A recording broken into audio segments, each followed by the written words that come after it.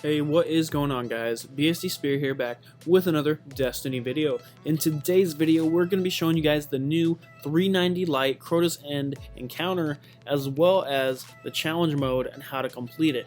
We're going to be showing you tips and tricks, strategies, guides, weapon loadouts, as well as roles and responsibilities, because I have to believe that there's some Guardians out there that have never done this in year 1, let alone year 3, and have no idea how to do this raid.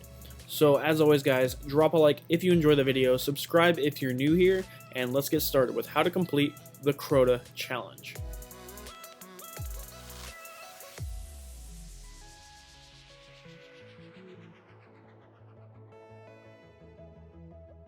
Alright, so let's talk about roles and responsibilities. In this raid encounter, there's basically 3 different roles. The first role is as Sword Bearer. Sword Bearer is in charge of going down, killing the Sword Bearer, picking up the sword, and then using it against Crota. That is the Sword Bearer's job. The Sword Bearer also holds the chalice while the sword is active. The next role, and you only need one person to do this, is on Boomer duty. The person that is on Boomer duty is responsible for the boomers during that encounter. What they do is the best strategy I found is to kill one of them, leave the other one alive, because otherwise it spawns a wizard. The person that is on Boomer duty also is responsible for shooting off rockets. You just have to keep an eye on the boomers on the right or left side, depending on which side you chose. The next role is you want someone on Oversoul.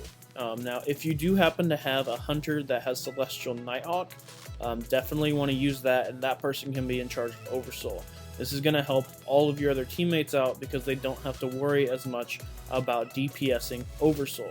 Now, in the new raid, Crota does summon an Oversoul every single time he goes down, but we're going to show you guys how to get it to where you only have to kill one Oversoul and not have to worry about the second one. Now, it should be noted that just because you have one person on Oversoul duty does not mean it is only his responsibility to shoot Oversoul. Once you down Crota the second time, everyone should be shooting the Oversoul. It's just the Oversoul person's responsibility to finish it.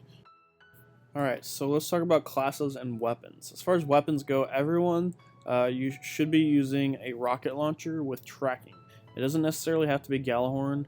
It can be the Hunger of Crota. Pretty much any rocket with tracking is going to do the best. Now, you can use like Sleeper Stimulant or something, but rocket launcher with tracking is definitely the best because Crota does move around sometimes.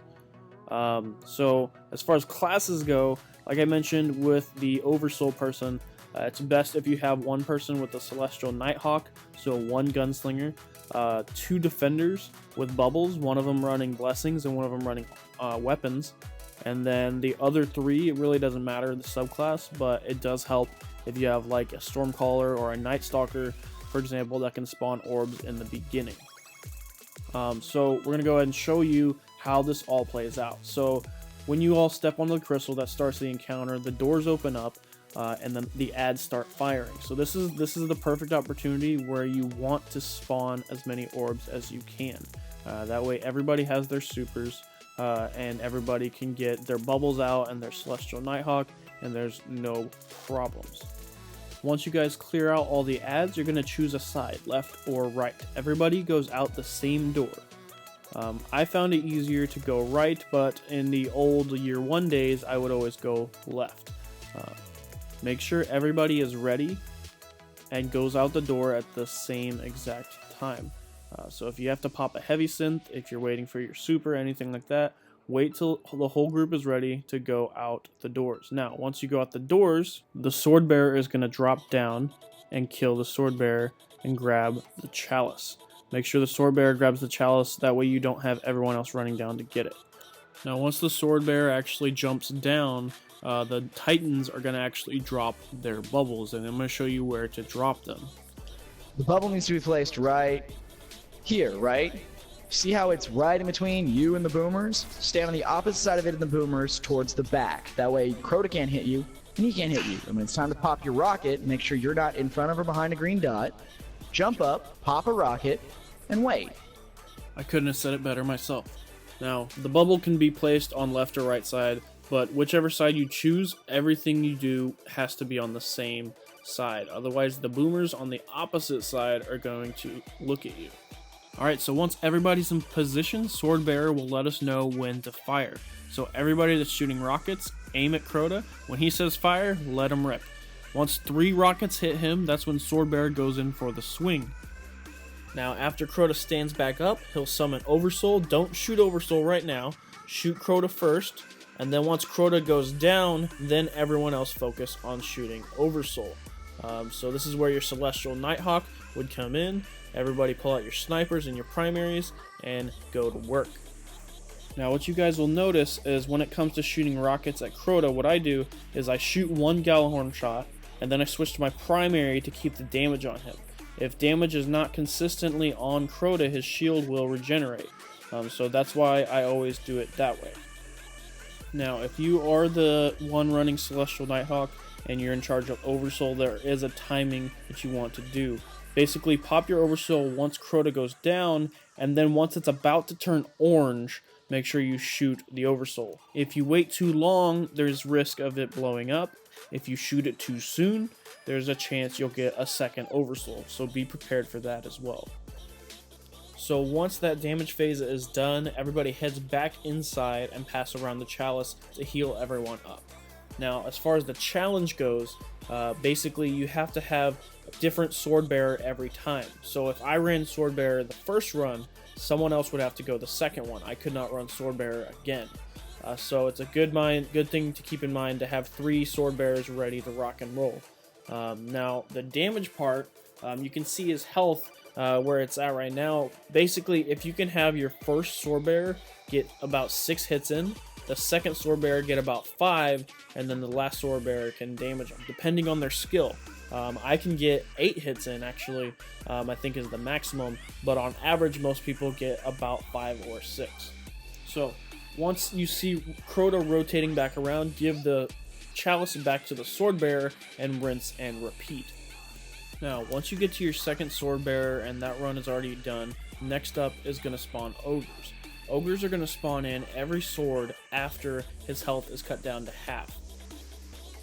So what we do is we go up into the right tower, the very bottom of it, and sit up above the doors and wait for the ogres to spawn.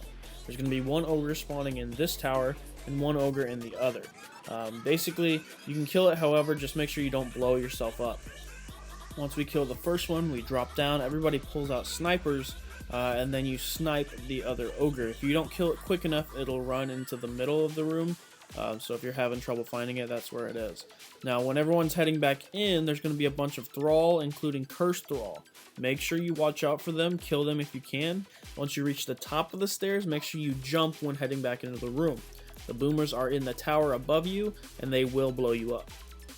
Alright, lastly, let's talk about the Sword Bearer.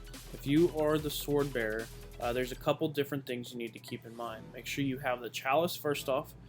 Make sure that you have enough health whenever you go up to attack Crota, and you also need to make sure that you time your jumps. So here's what I do. I jump up on the rock, take a look at Crota, I tell him fire. I jump up, as soon as I see 2 rockets hitting him, I go in for the kill.